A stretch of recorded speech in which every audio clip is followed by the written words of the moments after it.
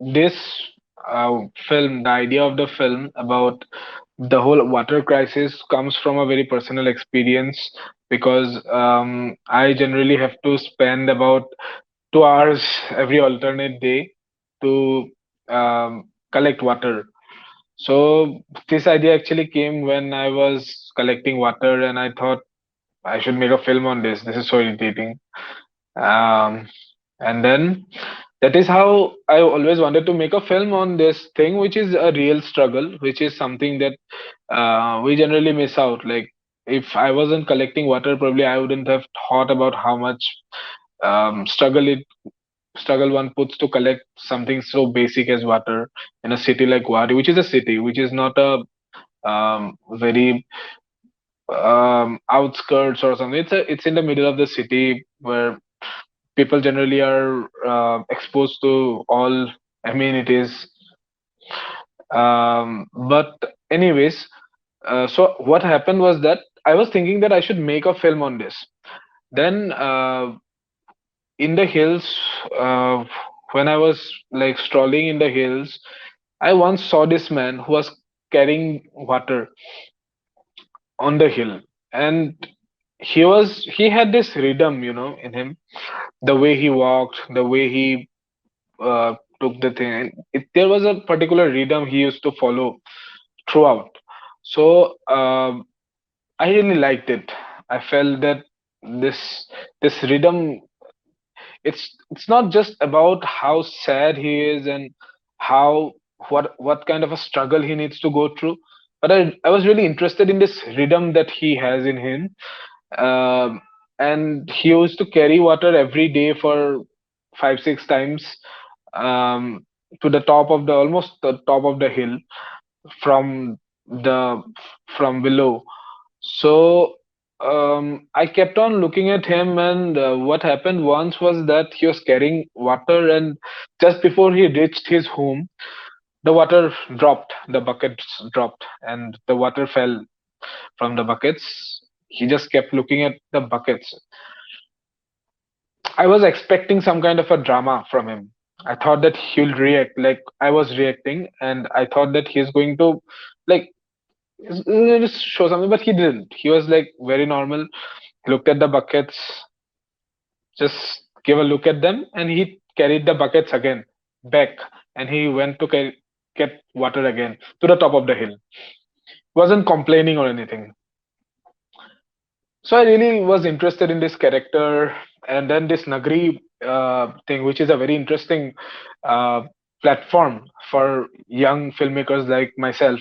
So I was wanting to make this film, and they had this that they are Nagari is having the second year this year. So they had this topic of making a film on availability of resources and something like that. So not exactly resources, but basically housing.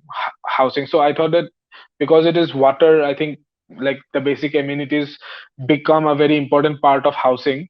So I had pitched it to them, and they selected it, thankfully, and that's how the film actually get eventually got made.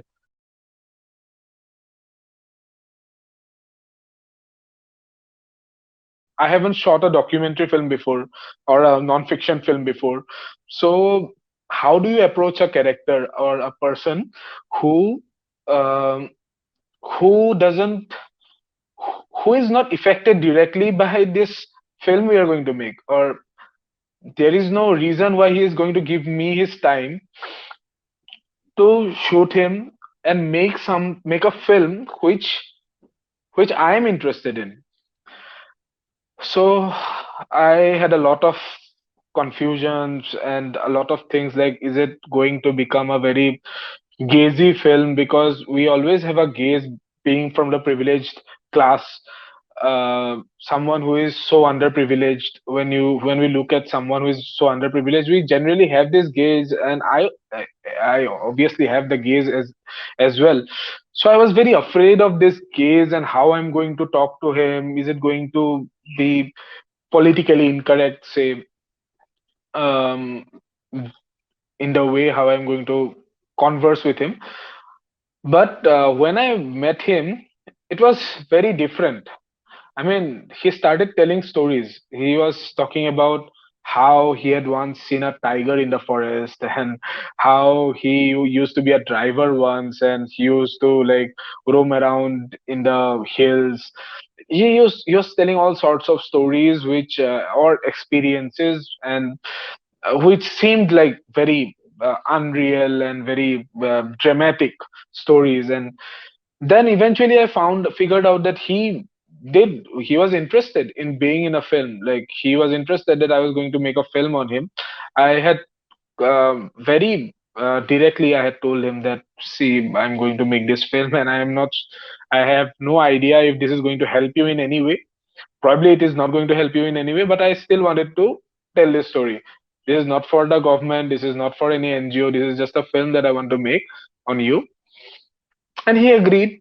And he had no problem in me following him, me and my crew following him whenever we wanted to. So that is basically, I think, the most difficult part in the making of the film.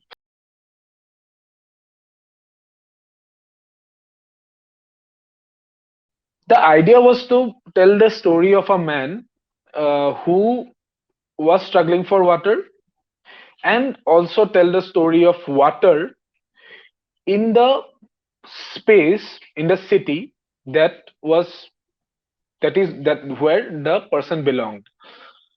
um, so that was the primary idea. So we decided to go cut to the man. We showed a man, and then we go back to the city, and we show uh, different situations where water is being used or water is being exploited, water is being wasted, or situations where water, some kind of a story about water, somebody struggling for water other than this man, who else is struggling for water. So narratives like that. So we started working on them, and then I guess somehow we got where we eventually where the film went.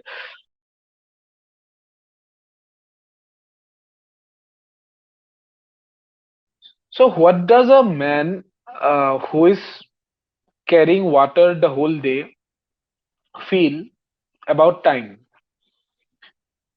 I thought it would be very different from somebody who is a daily wage worker, or somebody who is who goes to the office doing clerical job, or a student. Everybody's sense of time is very different.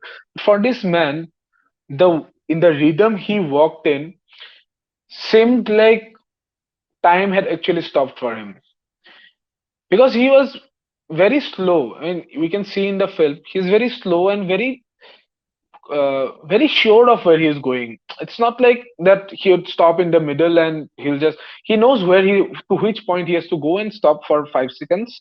Then he'll carry the water again. Then he'll go to the second point where he'll put the water and rest for 5 seconds. He'll carry the water again. Now he'll stop only at his house. So he's sure of it, and he knows how much time he is going to spend on it. So that is why I wanted to treat the I think it comes from the way we look at the footage and the way we look at the person's sense of time, like his movements, and from that only it came. I think the whole idea of different sound treatment, or the treatment of time, say, that that comes from that idea. I think, like, it comes from naturally from the characters that we are shooting and the footage that we have got.